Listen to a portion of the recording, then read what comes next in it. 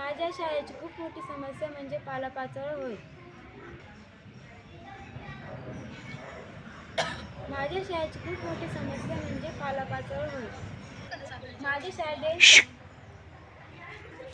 माझ्या शाळेत फॉरेस्ट नावाचा प्रकल्प आहे. त्यामध्ये 52 झाडे आहेत. 52 प्रकारची झाडे आहेत.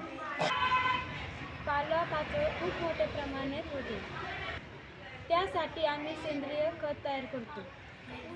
पालापाचोळा ही खूप मोठी समस्या होती. हिचं आम्ही निराकरण केलेलं आहे.